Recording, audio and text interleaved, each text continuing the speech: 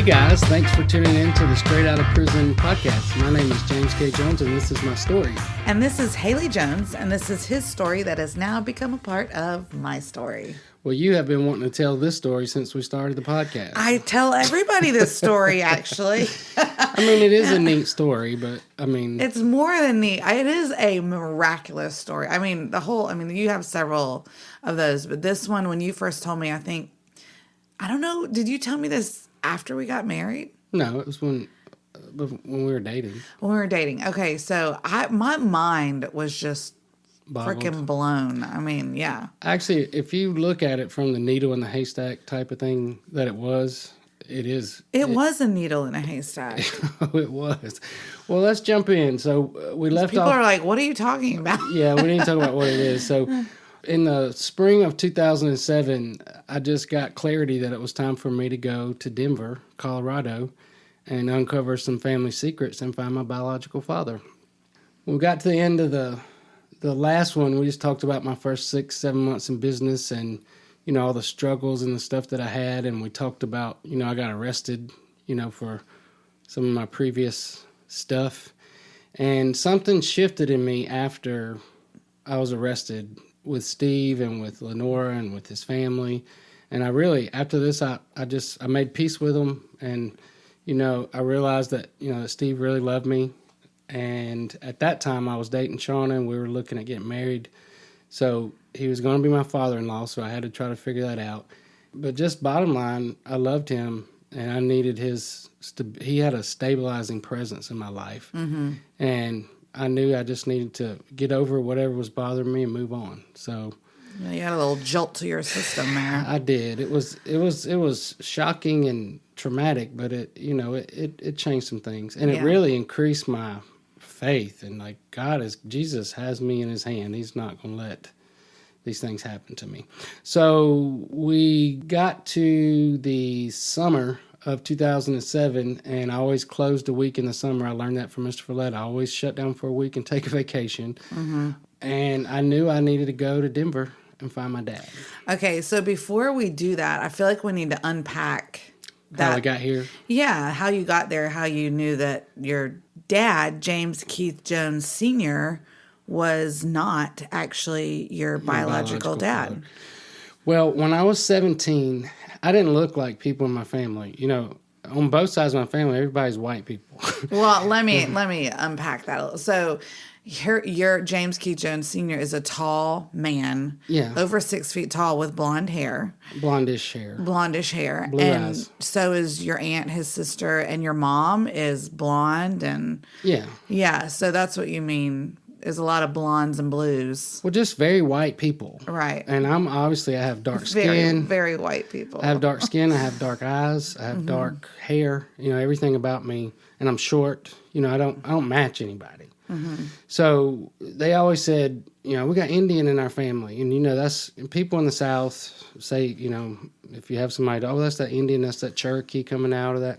Which is hilarious to me. I mean, but some of it's true. Some of it's just, you know, like legends and stuff that people say. And I think there was some Indian really on both sides of my family. But that was not the case with me. But that was what they told me. And I never really questioned it. My dad had a sister, my Aunt Denise, who was when I was a kid, she was Niecy. She was my person, you know, she loved me. And she had dark hair. She didn't have dark skin. And I always thought, just in my mind, I look like Denise. Mm-hmm. I identify with Denise. She has dark hair, but then I thought she had green eyes for some reason, because I have green eyes. Yeah. And we were doing something at my grandmother's where everybody was there. And I said something about Denise having green eyes. And my dad said, Denise don't have green eyes. Her eyes are still blue. And it bothered me. And Denise wasn't there that day. So that night when everybody went to bed, I got out all the picture albums. And I started going through because Granny would have a picture album devoted to each one of her kids and grandkids. And just like their pictures from birth to, you know, whatever. Mm-hmm. And I realized, like, her eyes are blue. Why did I think her eyes were green? But it's like, I started thinking, where did my eyes come from? Like, why do I look like nobody? And I just had like this flash of a memory from, I was in the 3rd grade. I think I was 7 or 8 years old. My stepdad was he worked for a pipeline, current Houston. Like he would have to follow it and work. And sometimes we would go with him, sometimes we wouldn't. But when he was going far off, we always went with him. So when I was in 3rd grade, he was going to be in Colorado and Utah for like a year. So my mom, me, and my brother, we all went with him. And we were in Colorado. And while we were there, I don't know if it's just her, something about being in Colorado was bothering her. But we were riding down the highway. It was me and my mom. I think my brother was asleep in the back. And she told me the story of living in Colorado when she was young, right after she married my dad, and that they split up. And she met this Greek guy named Jimmy, and that he might be my dad. But probably not, but he might be my dad. So hold on. Is this like morning time or nighttime? I mean, this is a very like... We were in a car bomb dropping thing for her to say, right? But it didn't mean anything to me. I thought it was crazy. Like, I guess if you were only 7 or 8. It didn't register with me. Yeah. I never thought about that conversation again until this time I'm 17, so that'd be like almost 10 years later. Yeah. And just trying to figure this out, and it just came back to me, and it scared me because I was like, who am I? Am I, what's happening here? So I went to my dad the next morning and told him all this stuff, and he told me, he said, your mom and I, when we were in Colorado, she didn't want me to be in the Air Force. She didn't want me to take her away from Alabama and away from her family, and she was mad at me. And we split up when we were there, and she went and got her own place, and she started carrying on with some guy, and then it didn't work out. We got back together. We went to Tampa, but when you were born, we both knew that he was your biological father. But I loved your mom, and I loved you, so I decided it didn't matter, and we just decided never to tell you and not make a thing of it. But then, weird thing about that is they were divorced 2 years after that, but nobody had ever thought to tell me. And that secret was a secret between him and her that never went any further. Like, do you think you say that no one thought to tell you? It's more. I feel like that's more of like a decision not to tell you. Well, they just hid it. They made it where it wasn't a thing and just buried it. Right. So it was never brought up. It was never talked about. I fully believe if my mom hadn't have said that to me when I was a kid, I never would have remembered that, and it would have just been something that I always thought about. Well, your memory is unbelievable. We've talked about this. I can't not remember stuff. That's kind of weird. A blessing and a curse. It can be. Like, there's stuff you want to forget. This was something that she wanted to forget. But when I got home that Sunday night, I confronted my mom. So this is still when you're 17, after you talked to your dad. Yeah, he told me the full truth. He told me everything he knew. Like, he told me details. I said, did you ever meet him? And he said, I met him one time. And I said, well, what did he look like? And he said, well, he was short and greasy, not much to look at. And, after that those words always, haunted me because I'm short. And his definition of greasy is, ethnic. Dark hair, dark skin. And so I'm short and greasy. So I'm not greasy, but according to you know how people label people for certain things. Yeah. And so, that would always bother me. It's a little racist. It's very racist. Yeah. But when I got home, I confronted my mom, and she freaked out. She had a meltdown and freaked out and started screaming and crying. And, if you go back to, season 1, I always felt like it was my job to protect my mom. Right. So after she went crazy, I, tried to talk to her about it, and I just saw that she was very unstable, did not want to talk about this, and it was just something I just needed to let go. Okay, really quick. When you say she started going crazy and screaming and crying, I think, I don't know, and others don't know, was she, denying it? Was she... she was denying it 100%. What was she saying when she was screaming? That was crazy talk. Where's this coming from? All that. Oh, okay, so denying it, basically. But it was very much upsetting her. Right. To the point that she was just, freaked out and a meltdown, crying. One of our kids might do if you don't let them have the iPad. Yeah. So it was that, and then my dad decided that since I knew he wasn't going to pay child support anymore. So I still had 2 years, but he never really paid child support much anyways. So it's kind of one of those things. And so she went and got a lawyer and took him to court. They went to court. He told the judge, my son came to me wanting to know who his daddy was, and I told him the truth, and he's not biologically my son, and I'm not giving her any more child support. So the judge was like... Because this is several years after they divorced, so there was a lot of bitterness there, I guess, between them. It was bad, but the judge said, look, he's 17 years old. If you want to know all that, you should have did that when he was born. Like, we're not going to go backwards. So it became a thing where he called me and wanted me to choose between him and my mom over this court thing, and it all had to do with money. But I had to choose my mama because she was the one that, you know, he wanted to pull me up in a courtroom and take a DNA test and do all this stuff. And I couldn't do it. I chose my mama because my mama was the one that had raised. My dad had never really been there for me. And I had this weird memory of it was before I started school and it was before my brother was born. So I had to be 4 or 5 of this conflict with them over child support. And him standing on the porch bringing me home and my stepdad looking at him and saying, you don't ever have to pay child support or give us anything. But from this day forward, you don't have any say in his life. Like, I'll tell you when you can see him. And my dad said, okay. And I just felt like, you know, you already sold me off once to my stepdad. So I can't go back and, you know, side with you over this. So it became a big deal. But after that, you know, they settled all that, the court stuff. You know, I turned 18, 19, it was over with, the end.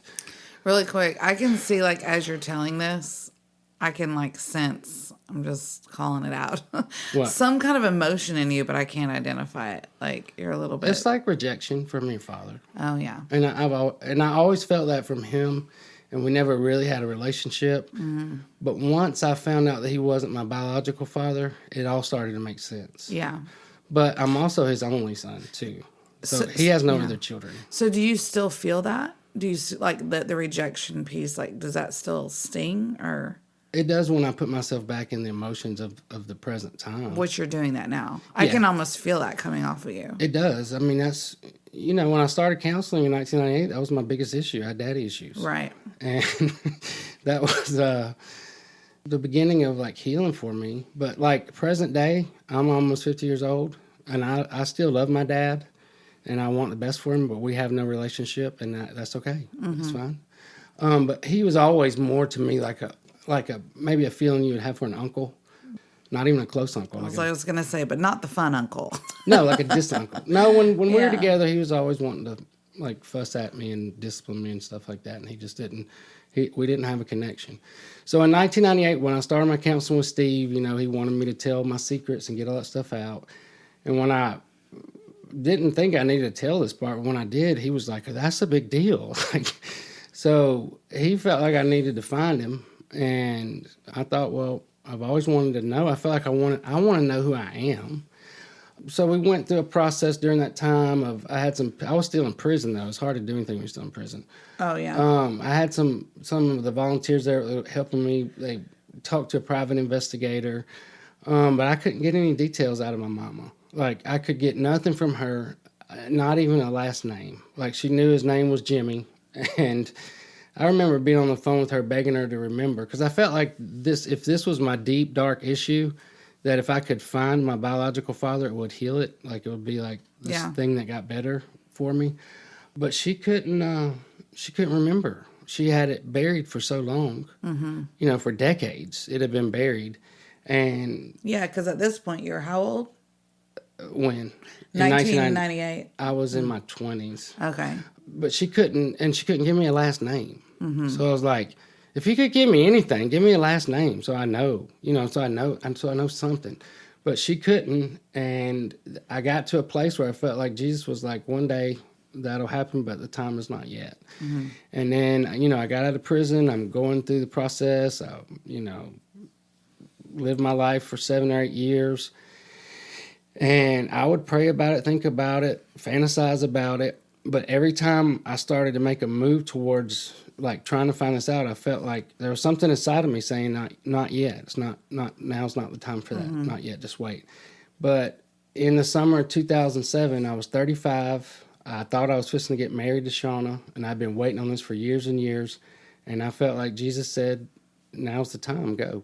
And so It was weird because I made my plans and here we go. Okay, so go. So what does that look like? Like, what was your plan? Like, where do you even start when his name is Jimmy and that's it? Well, I made my plan. I only talked to Steve initially and Shana, my girlfriend. I didn't want my mom to know. I didn't want anybody to know. Mm-hmm. It's like, I'm going to do this, and It was for you, I guess. It was just I just need to know. Like, I wasn't looking for like a relationship, even though that would have been nice. I wasn't looking for anything but the truth. Like, I wanted the secret to be uncovered. I want to know.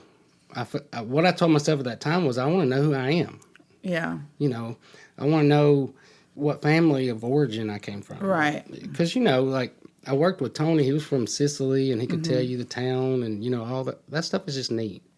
Okay, so step one, what did you do? I sat down. You know how I am. If I'm going to do something, I'm going to study everything out. I'm going to have a strategy and a plan. And, that's the number 11 key. Develop a strategic plan. So it was, I was very lacking in what I had. So did you have anything more than his first name at that point? No. Well, I'll tell you what I had. Okay. And I put it into a manila folder, and that was what I took with me to Denver, Colorado. Back in the day, I had manila a picture folders were in play. I had a picture of my mom when she was 18, because I figured if it was going to jog somebody's memory, she don't need to look like she looks in 2007. I mean, because, it's 30 years later. Yeah. By this time, it's 35 plus 9 months, so it's almost 36 years later. Smart. I had a picture of her. I had a contact that mom remembered a name of a woman that she worked with. Her name was Doris. And I can't remember her last name, but somehow I found her. I went through, that was when Google was, the internet was starting to help you with stuff like that. Mm-hmm. I went through, I think actually Shana helped me with that, went through and called 45 people until we connected this person that worked at the White Spot in Denver, Colorado in 1971. Wow. And I had a contact with her. I knew his first name was Jimmy. I knew that at the time Mom was 18, he was 27. I knew that he was Greek and that he was from Greece and spoke broken English. I knew that he was a bartender and that he was in the restaurant business, that his whole family was in the restaurant business, that his dad was there with him with some cousins. They were also Greek, and Mom said his dad was like mean. I knew that they came to the White Spot. That was where Mom worked. Every night when their shift was over, that was their like hangout. They came there after their bar or restaurant or whatever closed. I think he was a bartender. His dad was like a server manager or something. But every night after their shift ended, they went to the White Spot, which was like a cafe where Mom was a hostess. I knew that he won a Cutlass Supreme, a car, a new car, in a poker game. And I knew that she never told him goodbye. That's all I knew. That was all I had. So your mom had never told him that she was pregnant? No, he had no idea that I existed. Okay. Which made it another thing, like, wouldn't I want to know if I had a kid somewhere? Right. I would. It's crazy. Yeah. But that's all I had from him. But then I met some Greek people. I think it was at Leonardo's. So in Birmingham. Mm-hmm. That told me that Greek people are very family oriented. And that if I had a dad that was Greek, that he would want to know. He would want to know me. And I contacted the Greek Orthodox Church in Birmingham. Like, how, not 100%, but 99.9% of Italians are all Roman Catholic. Like, that's their, like, cultural, like, religion. That's the church. That's who they connect with. Well, I learned that Greeks, 99.9% of them are Greek Orthodox. Like, that's their cultural, like, religion. That's the church. That's who they connect to. So I contacted the Greek Orthodox Church in Birmingham, Alabama. And I can't remember the guy's name, but he was like the bishop over the Birmingham of this area of the Greek Orthodox Church. And I just told him my story. And he asked me what I did. And I said, well, I have a restaurant downtown, Kairos Cafe. And he had heard of it. So he was like, so you have a restaurant. Of course you're Greek. Like all Greeks that come to America, they have restaurants. And it's true.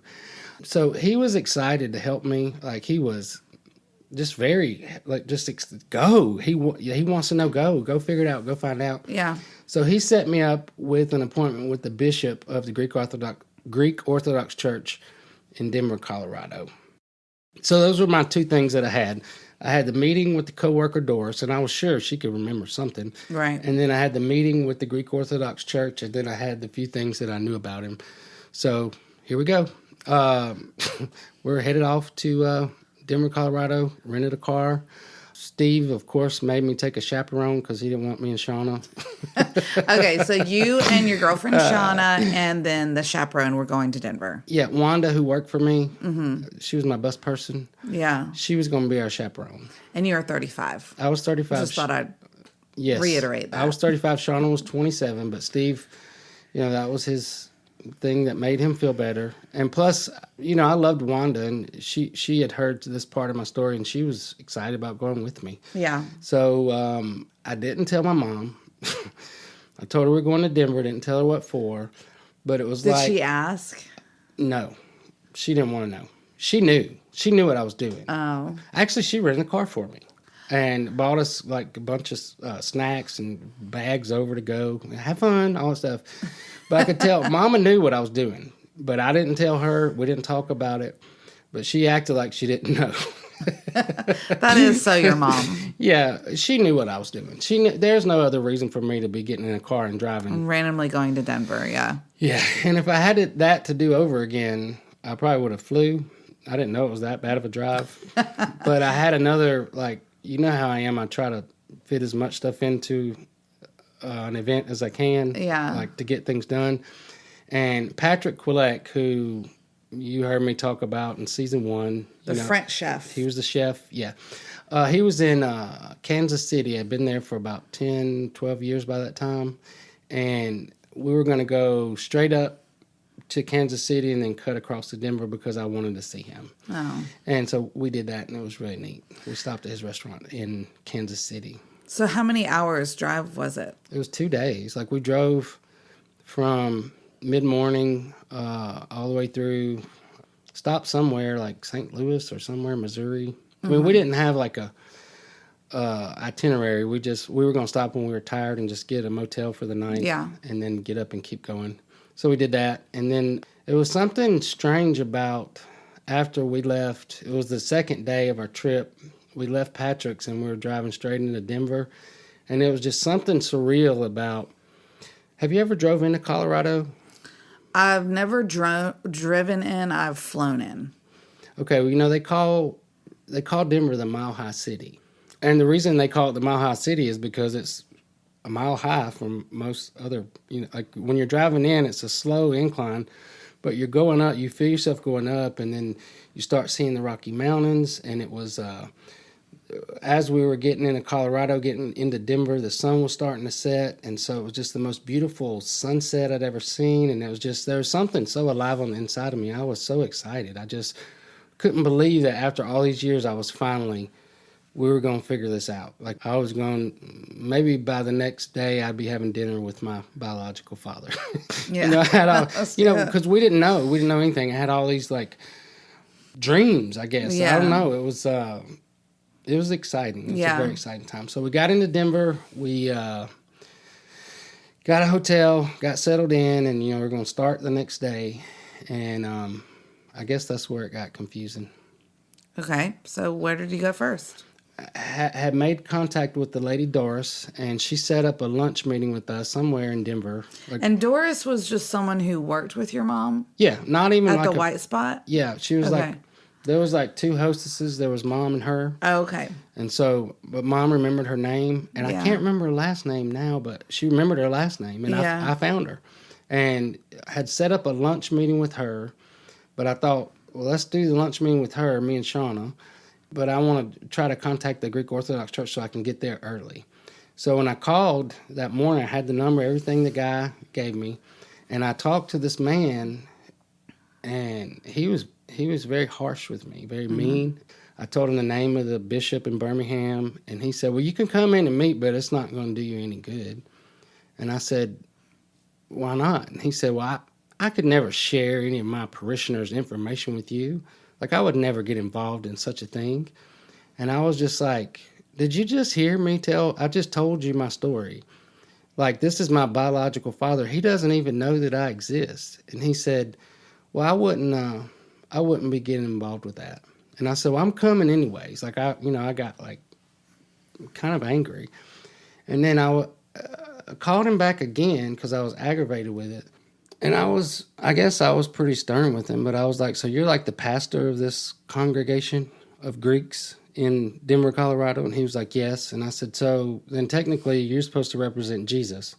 And he said, technically, yes. And I said, well, then technically you wouldn't. No, he was not nice. And so I said, why wouldn't you want to help me uncover the truth? I mean, this is the truth about who I am. And if this guy is in your congregation, he has a son that he doesn't know exists. Don't you think he would want to know? Right. And but he flat refused to help me. So I ended up, I think Shana talked me into like, why would we waste our time there if he's not going to help us? So he's kind of the opposite of the bishop, if that was his title, in Birmingham. Yeah, no, the guy in Birmingham, like he was like head over, but he kind of like felt it, and he was like, who wouldn't want to know that? Like, right. Anybody in their right mind, who wouldn't want to know that they had a son? Like, right. So anyways, we set up the thing with the Doris lady. We went and met her. Shana and I went. She was there with her husband, and we talked for 3.5 hours, and she could not remember one detail. Gosh. It was crazy, but it was like she was trying to remember. What did you talk about for 3.5 hours? Trying to get her to jog her memory. Like, oh my gosh. I mean, you're in Denver where people they don't speak like we speak in the South. Right. Like that first morning, we were trying to, Wanda and I got in the car to go get something to eat. And this was before GPS. And we were trying to find McDonald's. And we got to a red light, and there was a lady next to us with a convertible. And Wanda said, ma'am, can I ask you a question? Because, Wanda's from Monroeville, Alabama. She's like similar to how my mom and them talk in Phoenix City. So the lady was like, sure. And she said, can you tell me where the nearest McDonald's is? And the lady was like, excuse me? I mean, she was like one of those like kind of hippie types, mountain person. And she was like, excuse me? And Wanda said, McDonald's. And she couldn't understand what she was saying. I said, Wanda, she's asking if there's a McDonald's anywhere around. And then the lady pointed us. So I was like, you would have to remember my mom because she talked like that. Right. But she couldn't. So Doris couldn't even remember your mom? She couldn't remember my mom. Oh, wow. She couldn't remember anybody named Jimmy or Greeks that came in that were restaurant people. Like she just, and maybe she tried. She had been smoking up. I can't remember things. No, I mean, this was 36 years prior. I mean, you go think back 35, 36 years. What, how could you remember unless something jogs your memory? Yeah. So I was spending time with her trying to jog her memory, showing her the pictures, telling her the stories, and nothing. She was blank. But she wanted to help, and she was sad that she couldn't help. But, I was like, well, I can't keep sitting here talking about this. So we left. Okay, so Doris was blank. So what did you do next? And the bishop there was a loser. So what did you do next? I kind of gave up. I was like, why am I here? Why did I even try this? Why am I here? This just seems hopeless. And I got, how I am. I get aggravated. I get depressed if something's not working out. I do know. And yes, you do. You know me better than most. But better than anyone, I would say. I got grumpy. I got aggravated. And we took Wanda and we went out to dinner or something. We just... Let's try to have fun while we're here. Like you say, you took Wanda. Like, come on, Wanda. No, me and Shana took Wanda. I know. It just sounded Well, she was funny. on vacation, too. I mean, there was like a pool in the hotel. There were things to do. Yeah. And Denver's a nice city, but... Okay, so what was your next step? Finding him. We got to know. That day, I gave up. I woke up the next morning. I went outside and was drinking my coffee and just thinking and trying to pray and just aggravated. Just down. Right. And I got a call from Steve, and he don't usually call me, especially early in the morning. So I answered my phone. He said, I need to tell you something, and I don't want you to take this the wrong way, but I was praying for you this morning, and I felt clearly that Jesus told me that if you don't give up, you will find your father. And you have to understand, Steve didn't talk like that. He didn't say, he was never the guy with the Jesus told me card. He would say, I think, or this is wisdom, or this is what we need to do. But he never said, Jesus told me this. Mm-hmm. And so that got my attention. And I said, well, I don't know what else to do. I mean, I'm out here, I'm stuck. I don't know what else to do. Because you really thought, I guess, that Doris would maybe give you some direction. Or Either lead. her or the Greek Orthodox, the church people.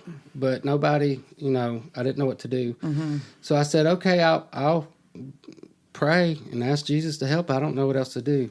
But when he hung up the phone with me, he called Shana, and I didn't find this out till later. And he told her, don't let him give up. Like, push him. Like, don't let him stop. Like, nag him, do whatever you need to do. Don't let him give up. Because I was ready to pack up and go home. Right. I was ready to, this is stupid, what I'm doing here.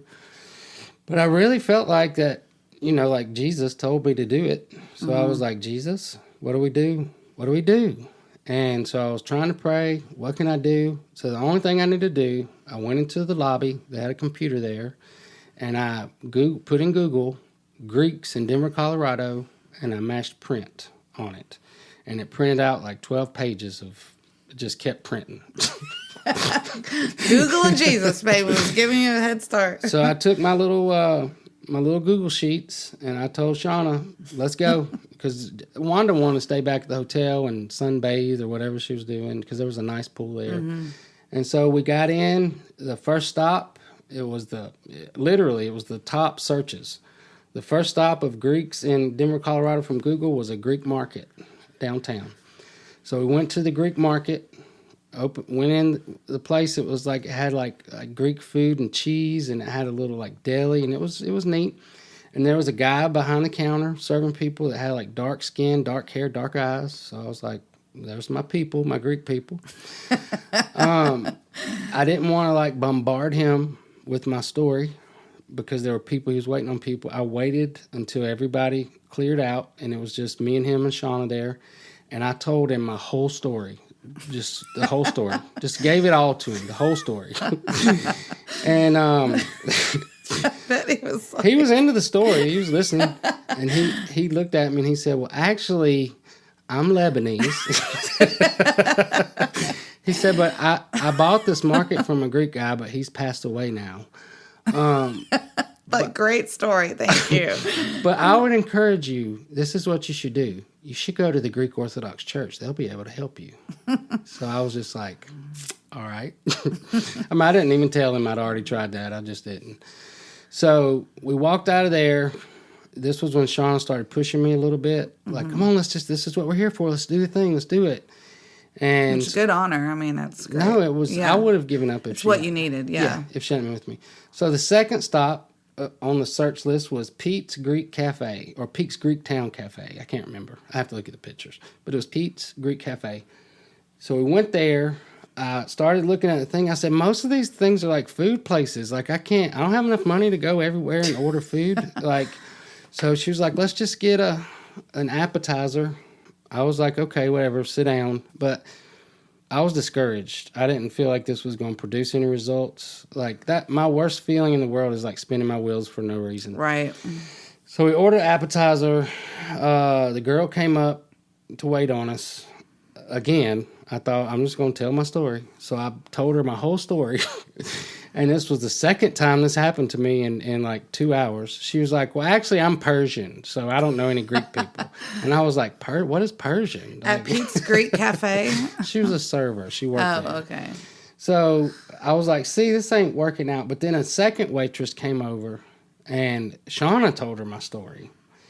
And the first server said, Greek people own the cafe, but there ain't no Greek people here. This is where tourists eat here. But then when the second waitress came up, Shana told her like an abbreviated version of my story, and this lady was like, oh, let me go get Dino. He's Greek. And I was like, I thought y'all said there wasn't no Greek people here. Like, what's happening here? But she went and got the guy that was the manager of the cafe. He came out. He was a little short guy, probably maybe in his 60s, had like salt and pepper hair, very nice. And he wanted to know my story. He started asking me questions, so I pulled everything out and told him the whole story, showed him everything that I had, and he wanted to help me. You could tell he wanted to, but he didn't know like how to. Right. So I think we sat there for about 10 or 15 minutes. He came back with another guy, and this guy did not look like what you would think a typical Greek person looked like. He was like 6'3". I mean, he was very tall, blonde-headed, had dark skin and like green eyes, but he didn't look Greek to me. Yeah. But when he started talking, he talked Greek because his English was broken. Yeah. So he actually sat down at the table with us and started asking me questions. I think our conversation lasted about 4 minutes. And he said, "You don't know his last name?" And I said, "No." And he said, "This is like a needle in a haystack. If you don't have a name, you have nothing. You have nothing." And he like got up and left, like stomped off, and he turned around and said, "You don't have a name, you have nothing." And you're like, wow, you're kind of aggressive. Well, he was just being blunt. Like, yeah. Don't waste my time. Basically what he was saying. But Shana picked up the paper that I had in the folder, and she yelled out to him. He won a cutlass in a poker game, in a card game. And the guy stopped, like froze. And he flipped around and he looked at me and he said, "It was red cutlass?" And I said, "I think so." And he came running back and he sat down in front of me and he told me who my father was. And it was crazy. It was just crazy. But he was like beside himself, like throwing his hands around and like excited or upset or what? No, he was excited. He told me that I looked just like him. So I was like, what's his name? What's the last name? And he said, Paraskevopoulos. And I was like, wow, that's a mouthful. That's a mouthful. But then he was getting me excited, and he was telling me, like, he remembered the card game. Like, that's a big deal for somebody to win a whole car in a card game. Yeah. But he freaked out and was, like, just going on and on. Just, it was crazy. So before she said he won a car, do you think, and he said you have nothing if you don't have a name? You have nothing. But do you think he suspected at that point?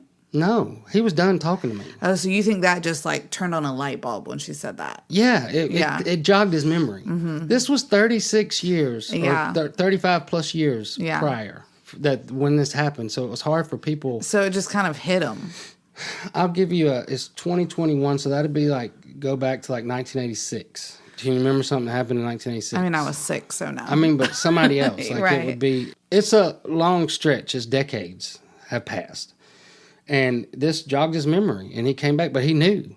But then as fast as he, like, put me on top of a mountain telling me he knew who my father was, Dino was there, and he was like, no, James, listen to him. He's a big talker. He thinks he knows everything. And then they got in an argument back and forth, and he was like, "I will put my hand on the table and let you cut it off. This is Jimmy. This is Jim. My dad." He said my dad's name. This is his son. And Dino was like, "Look," because Dino was like more like conservative, I guess. Right? Yeah, I know. But this guy knew that he knew. And Dino was like, but you don't know. You're just saying you know. You think you know. You don't know everything. So he asked me they got in an argument, and then he stomped off. The blind guy stomped off, and Dino asked me to leave. Like, can y'all just go do something? I have other people that I can talk to, and I'll call you when I get some information. I'm not sending you away. Like, this has turned into an explosive situation with this guy. If y'all can just go do something, and I'll call you. And so I didn't really want to leave, but I was like, well, who am I to argue with somebody that's trying to help me? Because we're right on the cusp. But oh my gosh, the like emotion, like someone like, I know who your dad is. Like, yeah, but then after he explained to me, like he's just a big talker. Like, I thought, well, maybe he's just talking, like he don't really know. So we left. I was feeling guilty about having Shana out there for that and not like doing stuff. So we went to the Denver Aquarium, like something she wanted to do. She wanted to see the aquarium. So we went in there. We walked through the aquarium. There was like a zoo. How do you even focus after that, though? I don't know. I was excited, but at the same time was like, it can't be that easy. Like that didn't really happen that easy. So we went through the aquarium probably about an hour and a half, and we sat down to eat dinner. It was dinner time. And as soon as our food came, I got a phone call from Dino And he said, come back. I need you to come back right now. I know who your father is. And so I was just like... Ow. I mean, she was wanting to finish eating her little mozzarella sticks and all stuff. I was like, no, No way. We got to go. We got to go. We got to go back. So we got in the car. I think it took us like 25 minutes to get back. When I got there, he met me at the door, but he asked me to go around the back. So there was like a tourist Pete's Greek Cafe in the front, but there was a bar in the back that people didn't know was there. A hidden bar. Yeah, it was where all the Greek people went. Yeah. Like because there's a huge Greek population in Denver. Actually, Denver came through and named those streets. They named that area Greek Town because there's so many, because they had like signs and flags that said Greek Town, neat. Denver. But he brought me into this back part, was a bar, and it was like dark. And it was kind of scared me for a minute. So we walk into the bar. There's like 20 or 30 people there. They're all standing there, all looking at me. This lady comes up to me, and she's the wife of the blonde guy that made the connection. Right. And she's like grabbing me by my face and hugging me, and she's got tears in her eyes, and she's taking my face and turning it up and saying all these words that I didn't understand. But she didn't speak English. Yeah. So I was like, what is she saying? And she said, she's saying that you look just like your father. You have his eyes. You have all his features. And she lives in Greece 6 months out of the year. And she lives in Colorado 6 months out of the year. And they're neighbors in Greece. She lives 2 kilometers. They said kilometers. She lives less than 2 kilometers from your dad and his so wife. She's married to the blonde guy who made the connection. Lives Yes. basically neighbors. They were his neighbors with your dad. half the year. That is Some insane. they lived in Greece 6 months. They lived in the U.S. for 6 months. I don't know I don't know why you would do that. Right. I mean, maybe you do. You understand like Europe and all that type of stuff. Well, yeah, they could probably make money, and I don't know. But anyways, she said that she told his wife recently that he was so wild when he was in Denver that he probably had kids all over America that he didn't know about. So I was like, well, where is he? Where is he? Like, where's he at? He's in Greece. He doesn't live here. He hasn't lived here since 1978. And so I was like trying to figure out like, what's my next thing I need to do? So they sat me down at a table with like the Godfather. He was like in his 80s, but he was like the oldest Greek man there. And he talked to me for like 30 minutes, telling me all about my dad. His dad, he knew all of it. He gave me pictures, just unloaded. And did you feel like you looked like him? Well, the pictures he gave me were kind of faded, but you could see definitely, at least from the top of my eyes, forehead up, it looked just like him. Yeah. I mean, I couldn't really make out a lot of the other stuff. But they sat me down. They said, look, this is the way this needs to do. Like, we could get on the phone right now and call him. But he said, I'm afraid, like, the emotions of this will give him a heart attack. So we think it will be better if you give me all your stuff, because the blonde guy and his wife, they were 2 weeks from going back to Greece for the rest of the year. Let me take it to him, sit him down, get him in a comfortable place, and tell it to him and give him all your stuff. And so I said, I was a little disappointed, but I was like, I guess that's the best way to do it. Right. So that's what we decided on. That's what we landed on. So what kind of stuff did you give him? Just pictures of you? I gave them everything I had, and then they were taking pictures of me. Okay. And then, we all exchanged numbers, connected, did all the things. So it was a little bit of a bummer. Right. But it was also just like thrilling. I had these 2 pictures I could look at and know, who my biological father was. It was crazy. But then. So really quick, how did Dino get convinced that was your dad? Oh, I'm sorry. The Godfather, the older guy. Okay. He was the one that confirmed everything the blonde guy was saying and made the connections. What did he confirm? What was the blonde guy?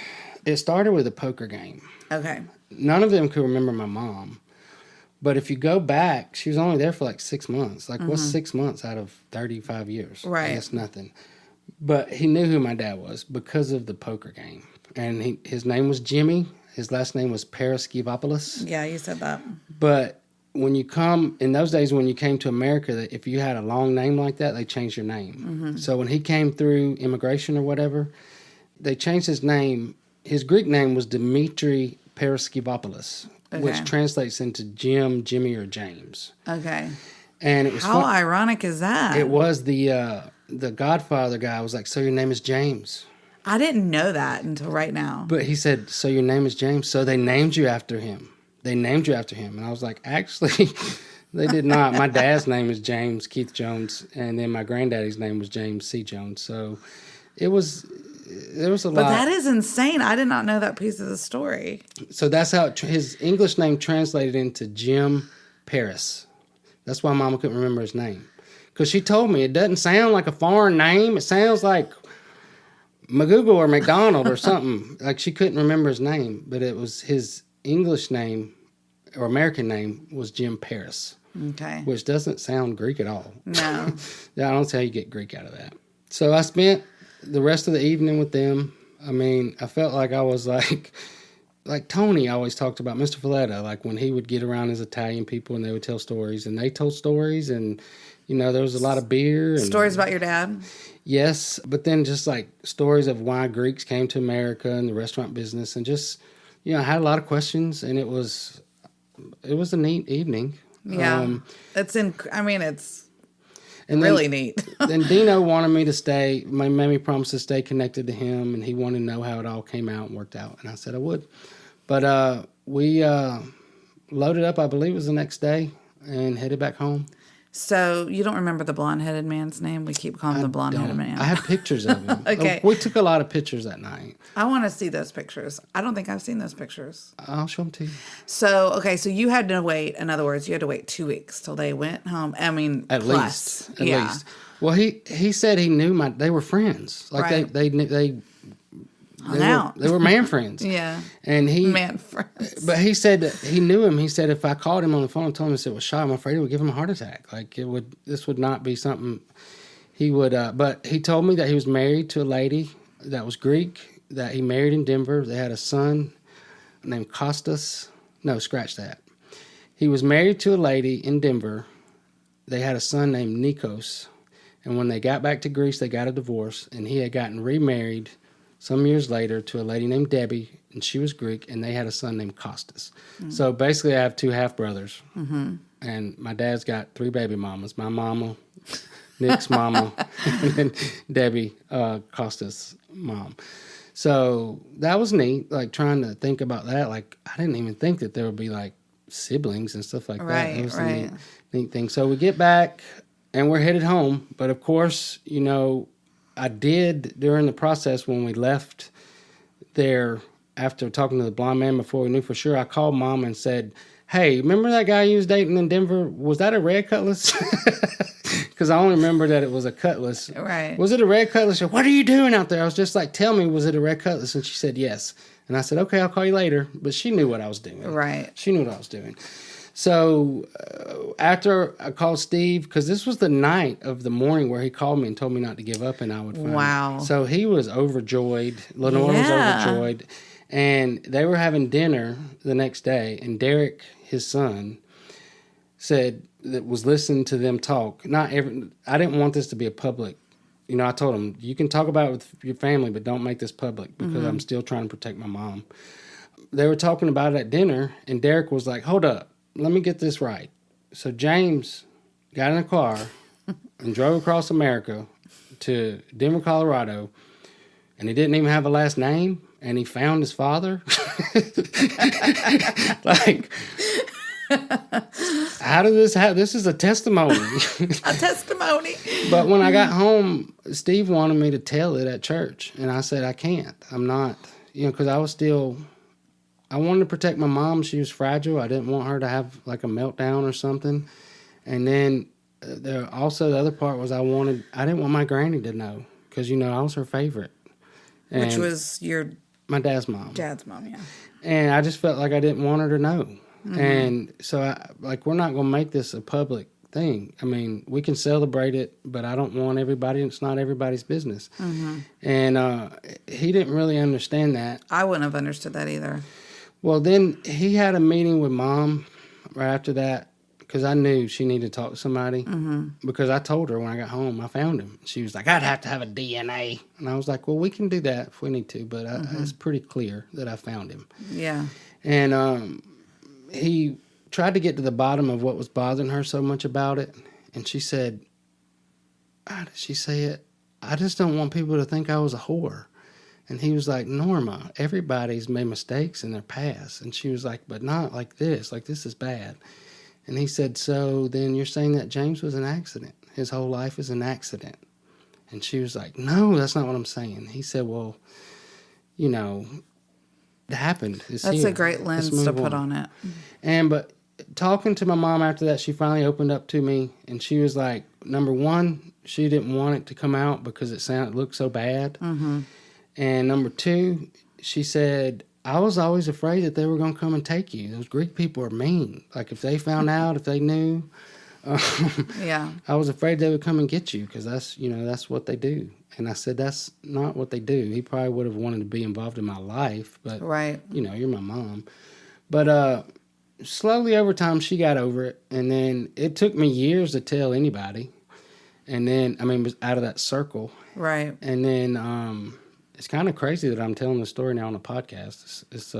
I've come a long way. It's a big deal. Okay, but we have to. I'm like dying. 2 weeks have passed. It was actually about I think when I got to the 2 week point, because we were busy. Kairos was bumping at that time. We were working all the time.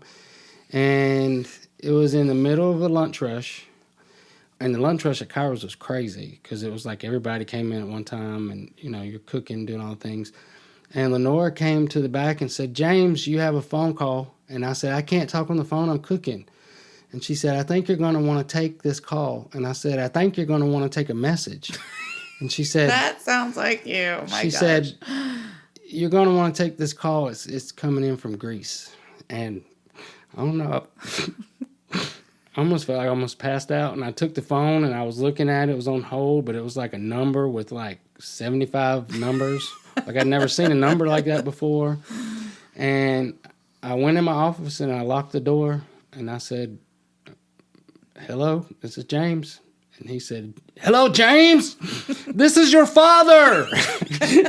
And he's like hollering in the phone. And then I'm like, I'm trying to talk. I'm like, why? Did you cry at that time? I did. It was very emotional. But I couldn't understand what he was saying. Like, we couldn't have a long drawn out conversation because there was like a language gap. Barrier, yeah. So he said, I'm going to put you on the phone with Costas. This is your brother. It's your baby brother. And so Costas got on the phone, and he couldn't speak English either. Like, I did not know what he was saying, and he didn't know what I was saying. And later on, he would tell me, Costas said, I speak English. I speak real English. You speak American English. It's not the same. British English, I guess. I don't know. But we decided to connect through email. He wanted me to give me his email address. Because it was hard to communicate over the phone, We couldn't I guess. talk. Yeah. We couldn't talk. And so I kept giving him my email address, and he couldn't understand what I was saying. And I said, okay, stop. Give me your email address, and I'll email you right now. So he said G. I wrote down G. O. I wrote down O. And then he said Z. And I was like, what are you saying? Like, that's how they say Z. It was G-O-Z something at Yahoo or something. Yeah. But he kept saying Z, like G-O, and wanted to say Z, but it was G-O-Z. And I was like, I don't, that doesn't mean anything. Z-E-D?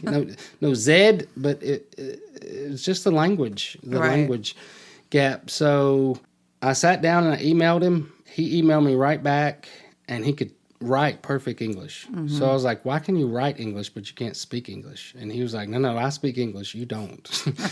So we sent 3 or 4 emails back and forth, and he was like, do you have MSN Messenger? And I was like, I don't know what that is. And he asked me to go download it. So it was like an instant message thing. So I got on the MSN Messenger, and we talked for like 8 hours. You mean that? So you just stopped working? I was done for the day. I can imagine. No, I never left my office. I still had on my apron.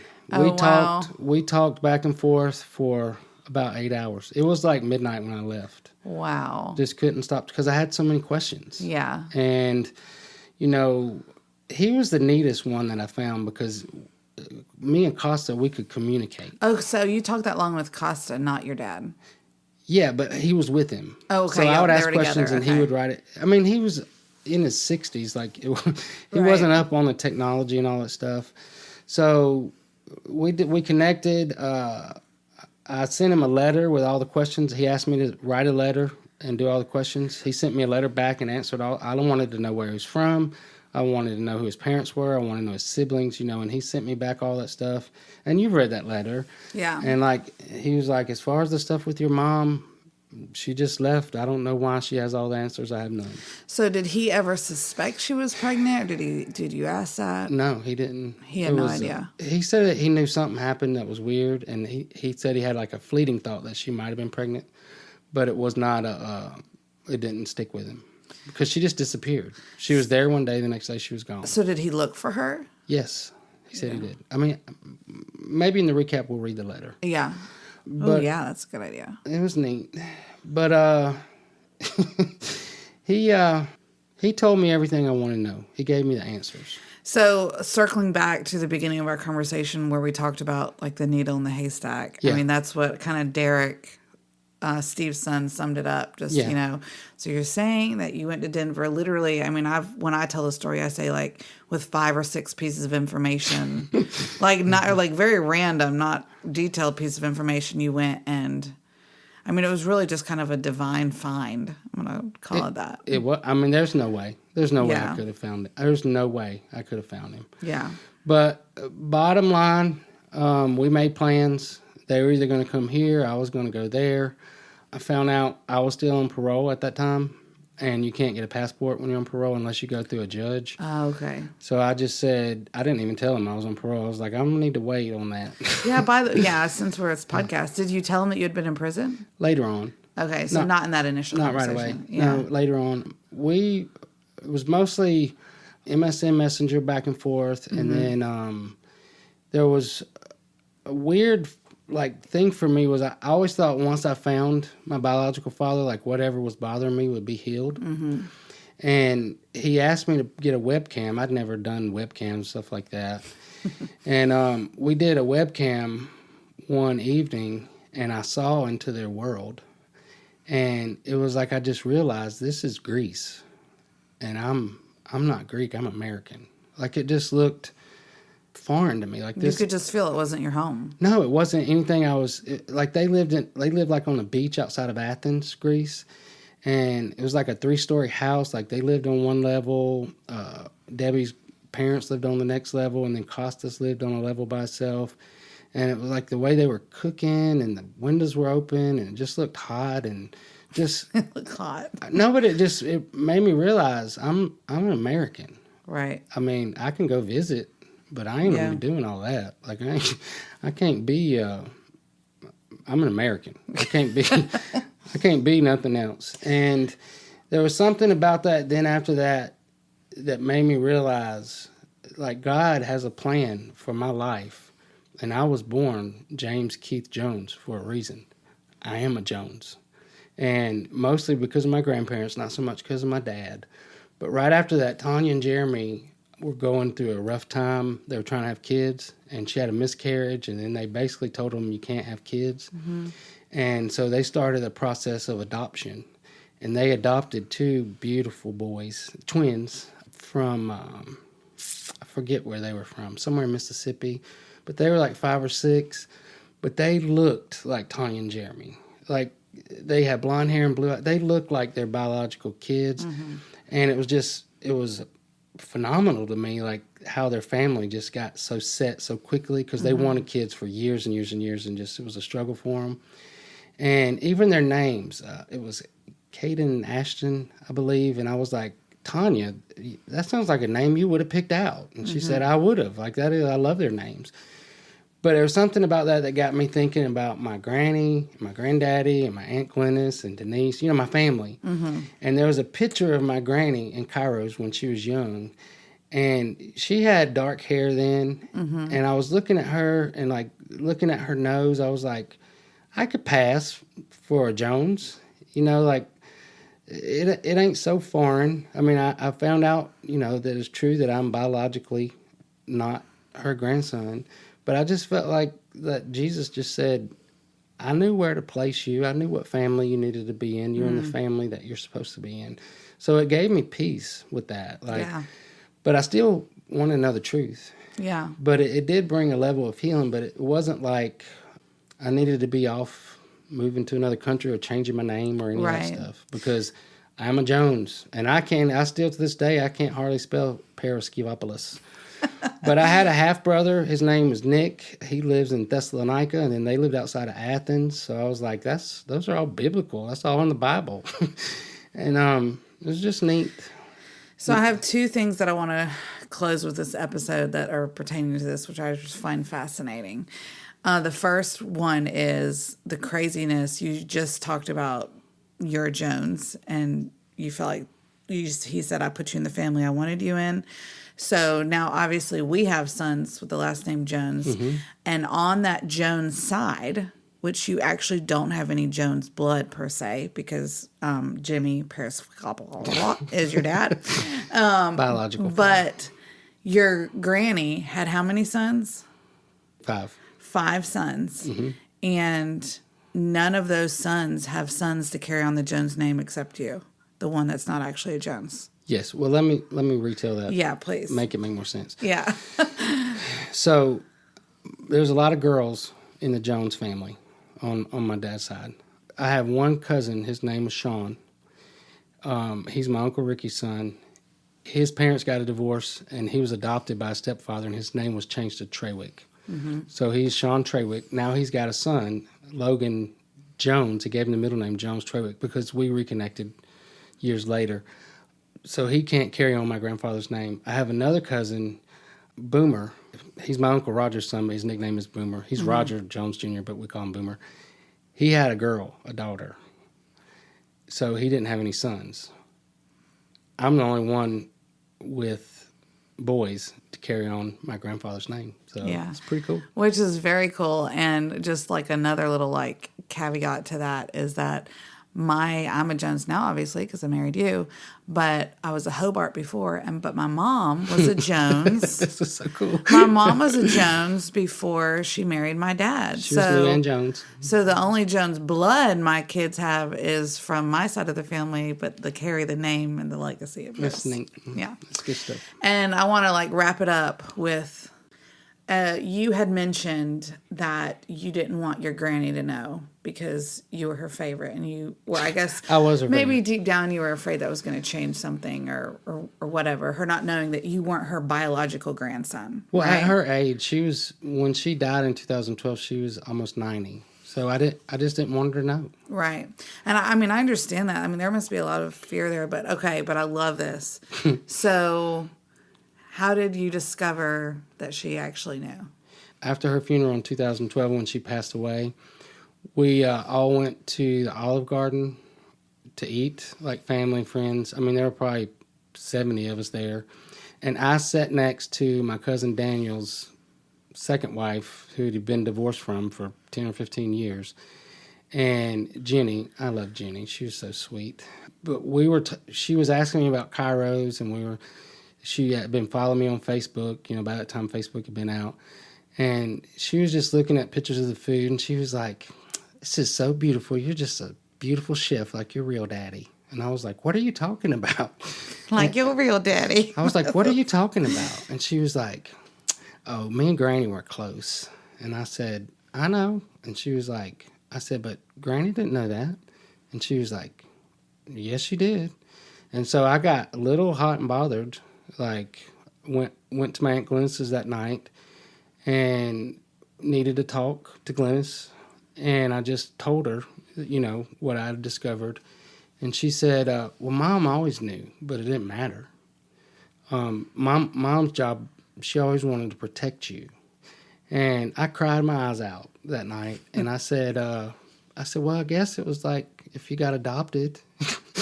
And you know, my Aunt Glennis, she loves me. She was like, you weren't adopted, you were born. So it's just like stuff like that. Stuff that I thought might matter didn't really matter.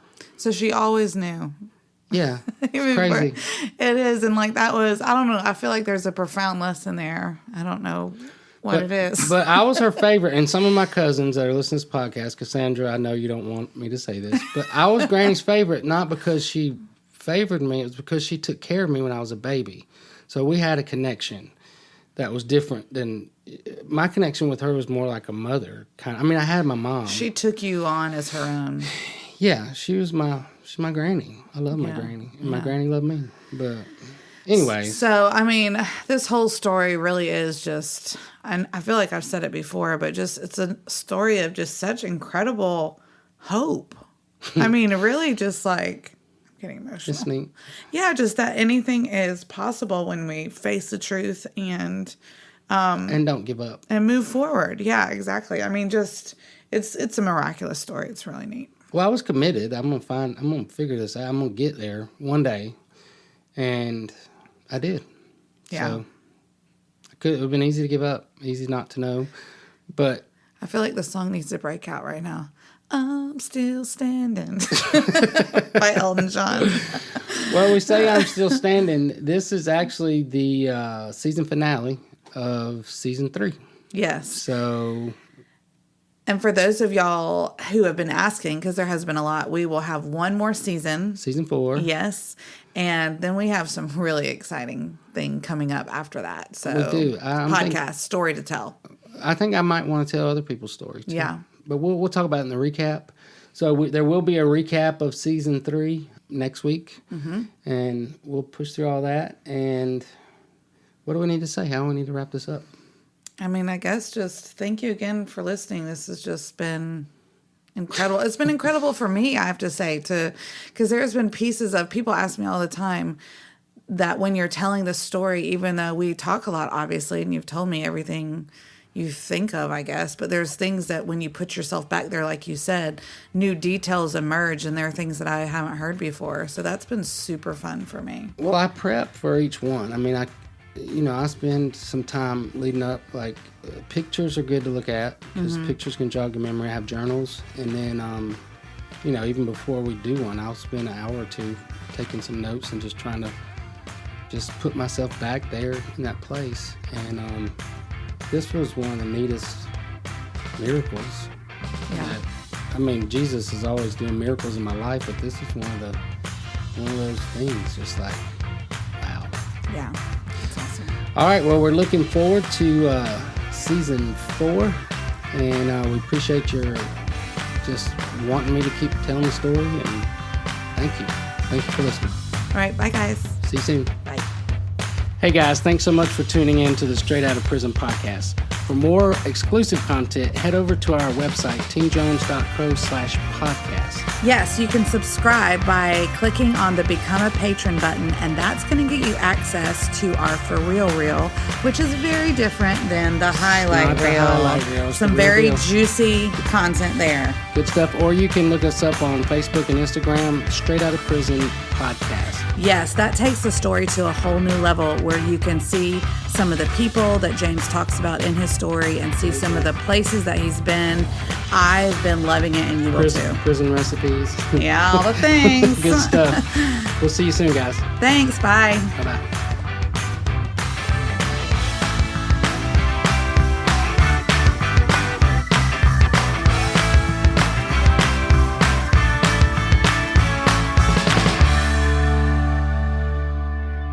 Anything out of these videos, please hit the like button, the subscribe. If you never want to miss a recipe or anything I do, hit the little bell and you'll get notifications.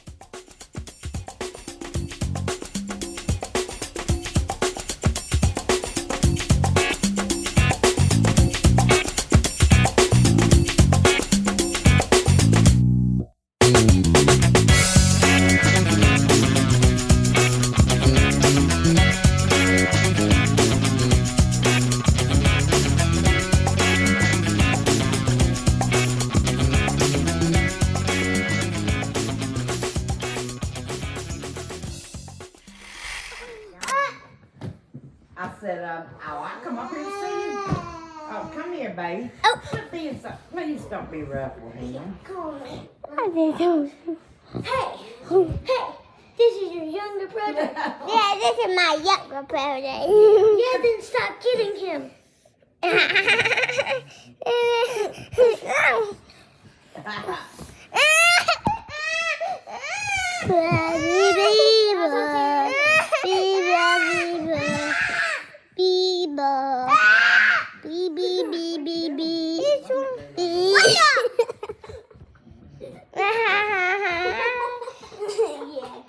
Come give me a big kiss, Judah.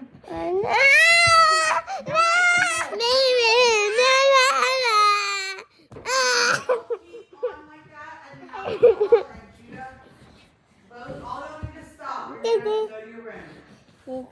worry